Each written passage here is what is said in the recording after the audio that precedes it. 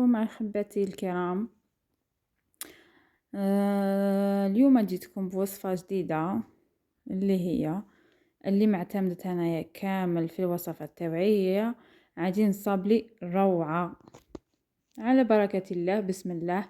وبعد الصلاة على الحبيب المصطفى نبداو في غيسيبيون. نجيبو الزبدة تكون طرية بدرجة حرارة الغرفة.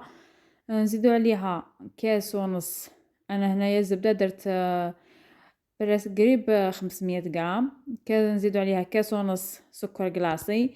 نخلطو سكر كلاصي مع الزبده ونضيفو قرصه ملح ونخلطو كامل. والسر الثاني اللي ما نستغناش عليه ثانيتك انه هو البيض تاعي ثانيتك يكون بدرجه حراره الغرفه. هذا السر الثاني لنجاح عجينة الصابلي. 3 حبات بيض يكونوا كاملين نضيفه تدريجيا بالحبة. نضيف في البيض تاعي حبة بحبة حتى نكملهم كامل مع مواصلة الخلط بطبيعة الحال. عندي كاس زيت إلا ربع. نضيف الزيت تاعي تدريجيا وكذلك مع مواصلة الخلط حتى نكمل كامل الزيت تاعي. نواصل الخلط حتى يولي الخليط تاعي ابيض ويزيد شويه الحجم تاعو بهذا الشكل. ثم نضيف المايزينا. والسر الثالث اللي هو كل المقادير تاعي لازم نجوزهم في صفايه يعني يكون صفيتهم وغربلتهم قبل بهذا الشكل. انا هنايا كنت راح ندير عده اذواق. نقسم الخليط تاعي الى 3 بهذه الطريقه. واللي حابه دير ذوق انها تقلل من الكميه. دير 250 غرام زبده برك والمقادير الاخرين ثاني ديك تنقص. انا هنايا درت الذوق الاول كنت نكهته بفاني خلطته كامل وحطيته اكوتي. نجيو للذوق الثاني.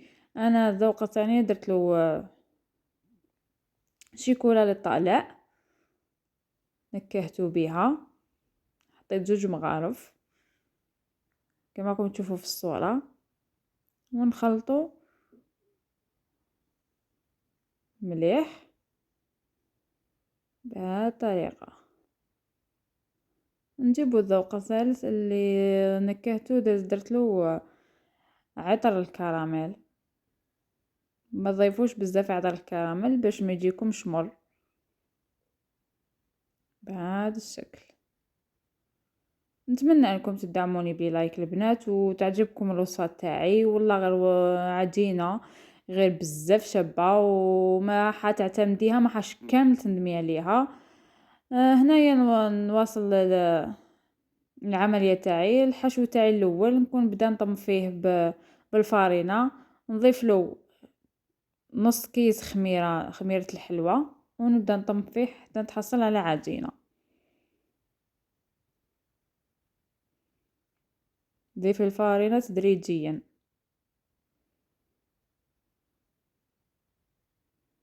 حتى تحصلوا على هاد العجينة. ما تعجنيش العجينة تاعك غير طميها برك كما كي تشوفي في الصورة. شوفوا العجينة كيفاش تجي شابة شادة روحها. خلوها ترتاح مليح ونبداو نشكلوها كما حبيتو. شوفوا النتيجة في الاخير تعطيكم بزاف شكل شباب وليس. والحبات تاعنا كامل يجوا قد والكمية تانيتيك مناسبة. نتلاقاو في فيديو اخر ان شاء الله. حبيبتي الكرام ما تنساوش ديروا لايك واشتراك وبارطاج مع حبيباتكم. سلام.